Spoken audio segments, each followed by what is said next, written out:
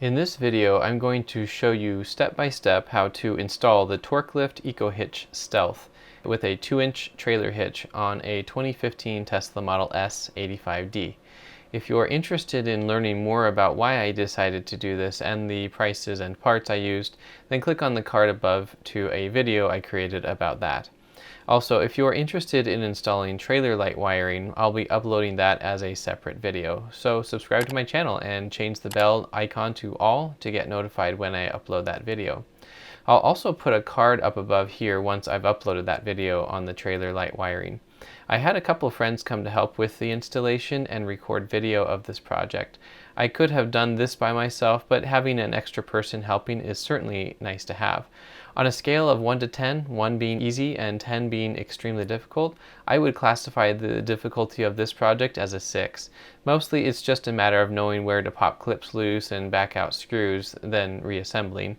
The most difficult or scary part is cutting the hole under the bumper for the trailer hitch.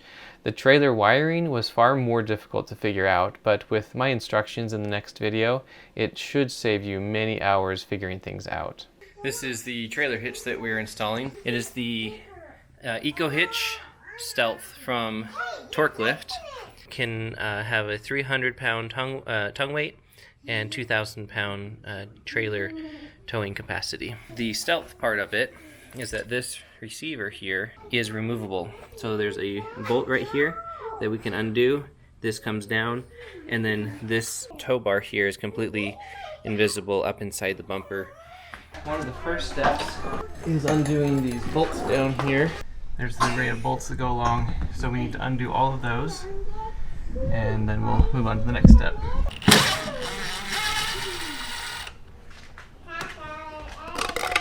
We have some plastic, or I guess they're paper bowls here that we're keeping our bolts in for organizing.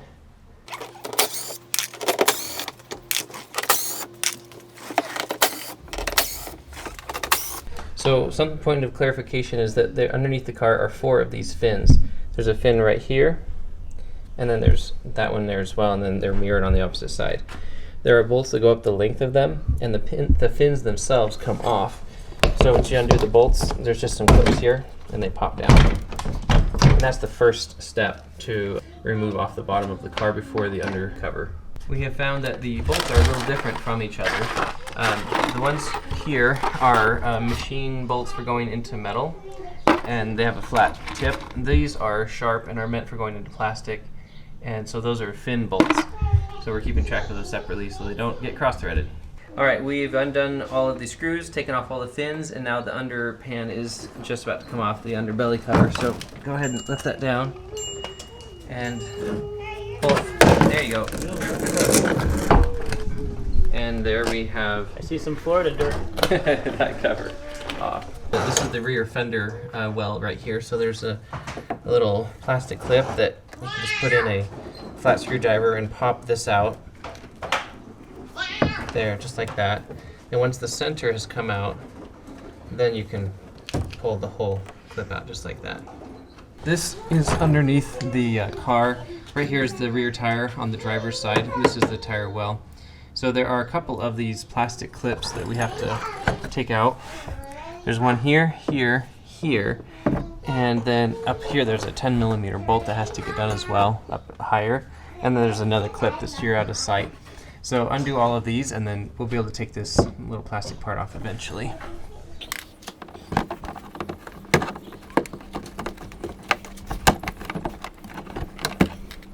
So this is the rear driver's side tire, and there's this felt here that's the underside of the tire well. So you can get your fingers up in there and pull it back, and then there is a T25 Torx screw there that you have to unscrew, and that's what allows the bumper to come off, and this is repeated on both sides, of course. So here we have to remove this trim piece here, so go ahead and pull up on that.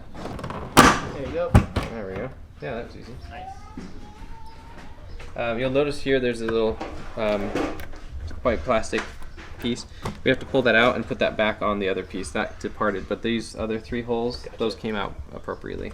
So here, this trim piece, sometimes these plastic things get left behind. So you'll see that that part stays on the car, this part comes off. So I was trying to pry behind that clip.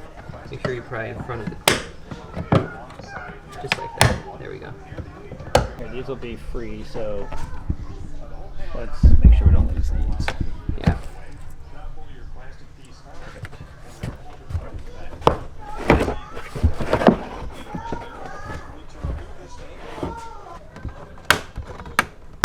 There we go. So that stays there. We just need to be able to get access to behind it. So there's this kind of metal looking tape which has this really gummy tar substance on it. You have to peel that back. Once you get the leading edge of it loose, it's a lot easier to pull back.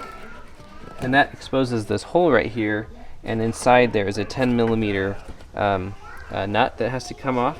And it has a long bolt sticking off of it that's about that long, so you have to use a deep socket to get to it. Just be careful not to lose the nut down in the body. There we go. And then there's another one right there at the top. You kind of put it backwards on it, just like that. Then repeat on the opposite side, removing the plastic trim, pulling back the carpet, peeling back the metal tape with it has the tar backing on it, then also using the 10 millimeter deep socket, remove the nut from the bolt that's on that side. On the driver's side, I found that there is a bundle of wires using this hole, and so there's a lot less space to work with, and I ended up having to use a manual driver, but I ended up getting it out eventually.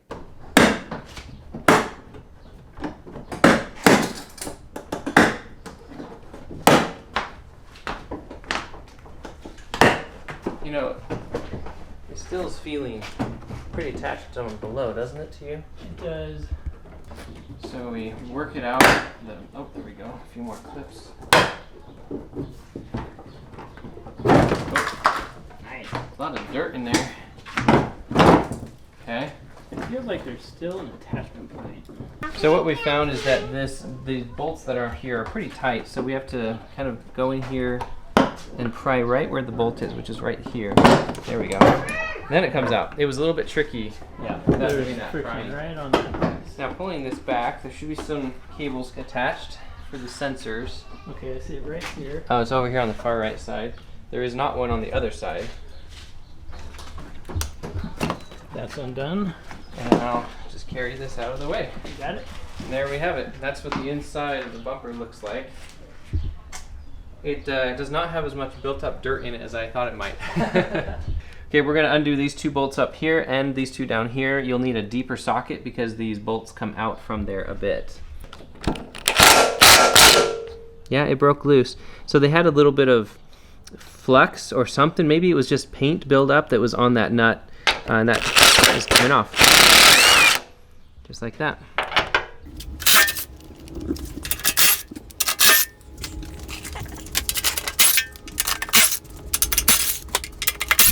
All right, so this beam that remains is only here on Teslas that have rear-facing seats, which obviously we have. In the instructions for Teslas without rear-facing seats, this beam won't be here, and then you would just remove 4 bolts here that seemingly are doing nothing. They're there for the cars that have this. So I'm going to go ahead and undo these here.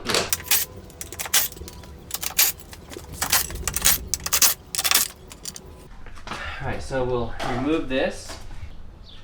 Okay, so here, this is the rear sensor for the airbags. So we're going to be removing this.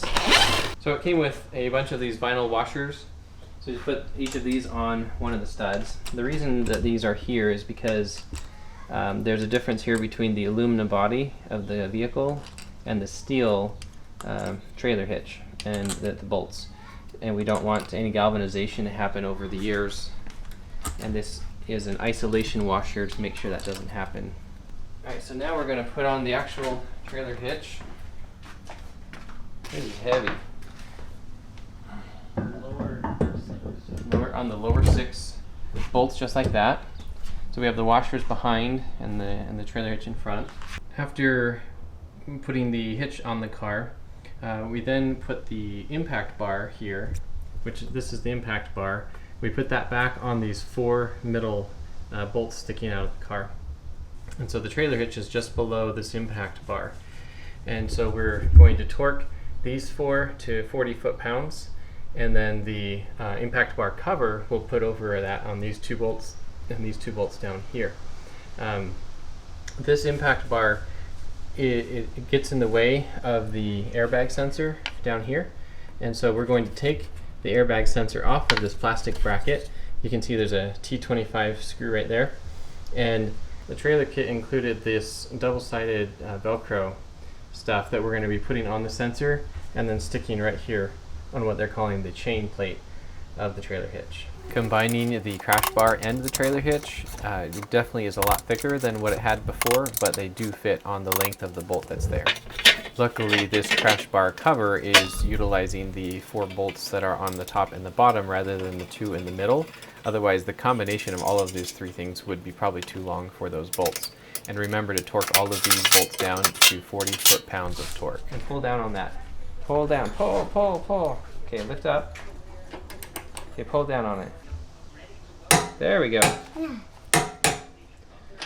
And so we have these torqued and the opposite side on the top. And then if you look down here on the bottom, I'm gonna torque this one if I haven't already. Make sure that one's, that's not torqued yet. But this one here you'll see is a little bit different. So this coupling nut here also needs to be torqued to 40 foot-pounds. So we'll go ahead and take care of that. All right, and then we'll assemble a short bolt and get a washer and a lock washer. So there's 2 different kinds of washers here. This is a stabilization strap. And when you put this here, you'll see that the curvature is curved and it aligns with the trailer hitch. The other side, it mirrors it. This right here, we use the short nut and we put the lock washer on it. In this case, the lock washer is pretty snug, so it doesn't just slide on easily. I have to kind of thread it on.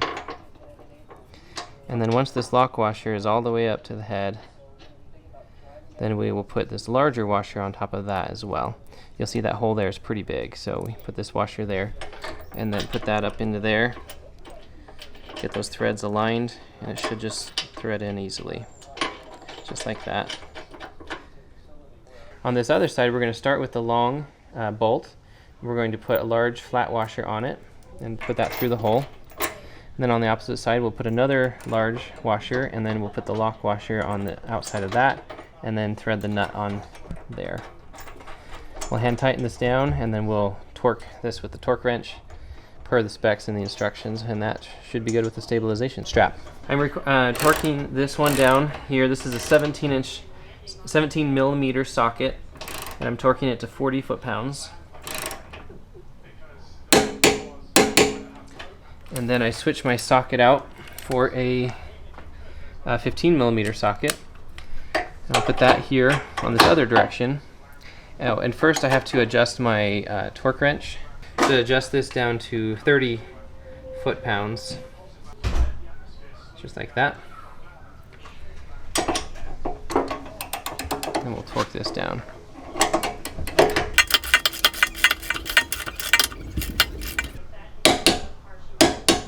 There we go. And then we'll repeat on the other side.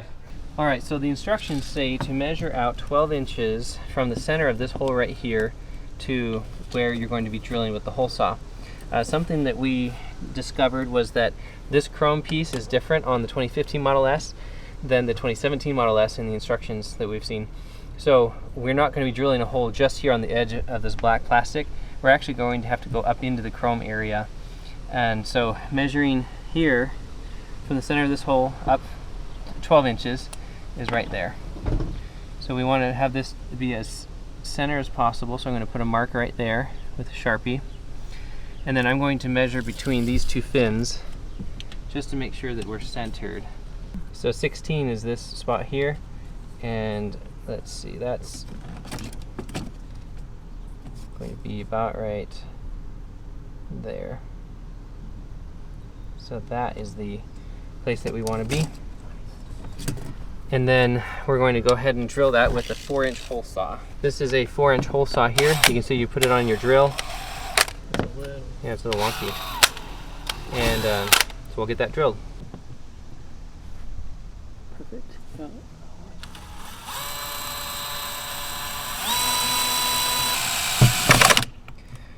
gonna check the underside real quick. Yeah, okay. The hole saw I had was a little bit bent and thus out of balance and caused a lot of vibrations, but it still worked. Now there are a couple of layers of plastic here, so you'll see as we're going through that I pull it up a couple of times just to see what it's doing, but ultimately you need to go down through a couple of the different pieces to get all the way through. There we have it. And now we're going to measure just an inch in from this edge, and then we'll be drilling another hole right there. Large hole saws like this one cause a lot of resistance on the drill. So if your drill is equipped with multiple speeds like mine does, you'll see I started out with it being slower, and then I switched over to a faster speed so I can get that initial pilot hole drilled. And then once the wider saw touches, then I switch back to the lower speed because it has more torque.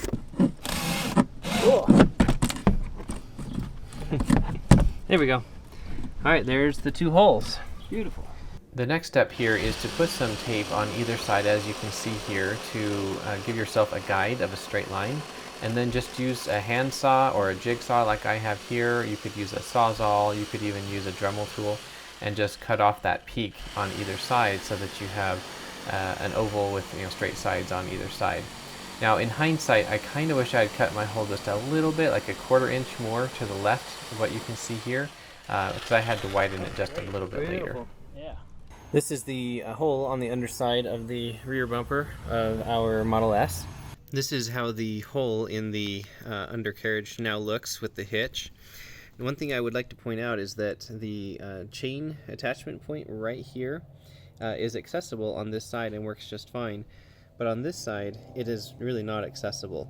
So if you want to be able to put both chains on, you actually will need to widen this hole a good inch or so. And then also what I would point out is when I first drilled this, the trailer hitch was not able to slide up here because of the nut that is on this side. And so I actually used the jigsaw and I widened out this hole a little bit more, and you can see where that notch ended. I didn't quite do it cleanly. So potentially you want to put your hole saw a little bit to the side on this side, and then on this side I think it works just fine.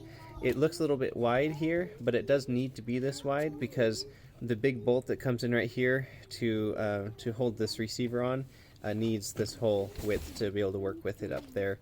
So this is the trailer hitch right here. This is what they call the chain plate. This is where you hook the trailer chains onto it. And this is the sensor for the airbags.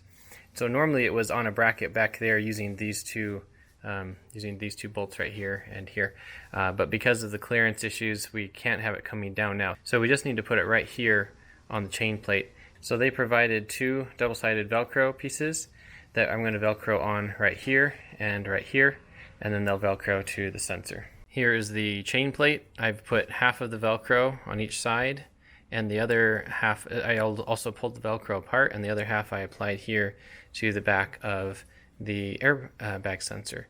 So now I can just put that right here, get that centered, just like that. I'll probably get some tape that I already have and add it to here just for extra reinforcement. I also installed trailer light wiring, and that's in its own video. If you're interested in that video, I'll put a card above once it's been uploaded, and if you subscribe to my channel, you'll get automatically notified when I upload it. I'll also be creating a video several months after the installation to show how well the hitch and wiring have worked, as well as some other differences I've found in a new receiver that TorqueLift sent us. We're going to go on a little bike ride, and we're going to test out the bike rack. So first we're going to get our bike trailer in the car, which is for Clara and Lydia, and then also we'll put in a bike in there for Lucy because she can ride pretty fast. And then we'll get the trailer hitch put on and the bike rack. Show you how that works. You fold this like this. I didn't know we could do that. Dad, I didn't know we could do that.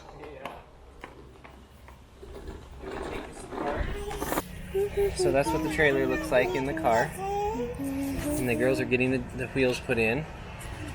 Thank you, girls. Okay, so there's the bike trailer and Lucy's bike in there. I'm going to close the lid, and then we're going to put the bike rack on the back for the big bikes. First I have to come up here to the frunk and get out my receiver. This is the receiver right here. And then I also have a wrench here that I keep in the frunk just for convenience. It's a 15/16 socket, and that socket is for this bolt that is on the side of the receiver. And I'll show you now how that goes.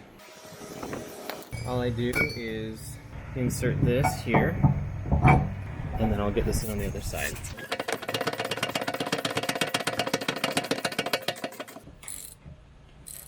Putting the bike rack on the car is super easy to do, as you can see here.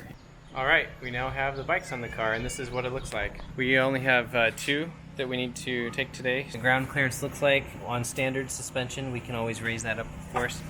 And this bike rack technically holds 4. We are driving along now, and there are moments where it is detecting a object behind the vehicle.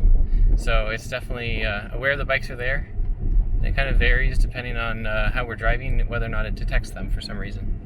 And we can bring up the rear view camera as we drive, and we can see the bikes. I'm showing you this example of where we use the trailer hitch just for our bike rack to illustrate what you can use an accessory hitch for without trailer wiring, which is probably what a lot of people simply want this for. Obviously there's many other accessories you could potentially purchase to use as accessories on the back of a Tesla.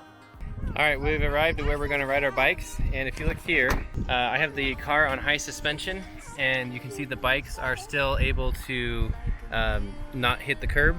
As a side note, because of the way the hatch opens up here on the Model S, it does not swing outward like say a Honda Pilot would, and so this bike rack has a mechanism down here where you can undo a screw and swing all the bikes while they're still on the rack. You can swing them out of the way of the back of the car so that you can open up the back.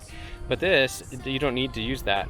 It just opens up right here and has no clearance issues unless the bike handlebars stick out really far, then potentially would. But otherwise, it works perfectly. We're on the trail and Lucy is riding her bike. And then back here, we have Clara and Lydia in the trailer and Jessie on her bike. I would say that the bike rack worked great, and that trailer hitch definitely made that possible. This is a new trail for us that we've never been to before because we never rode here on the bikes to get here. Being able to drive here made it a lot easier. Oh, Lucy got so far ahead of us that she took a break.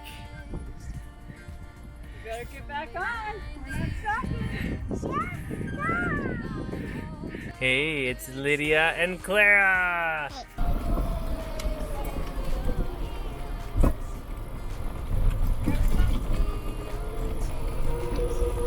Dad, there's a playground.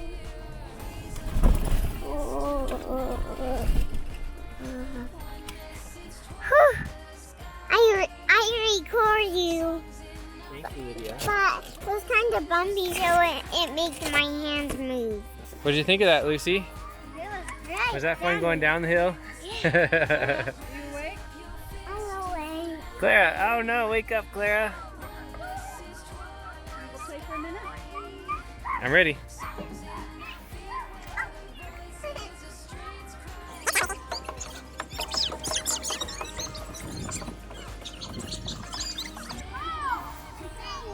Wow. Say goodbye, camera. Goodbye, camera.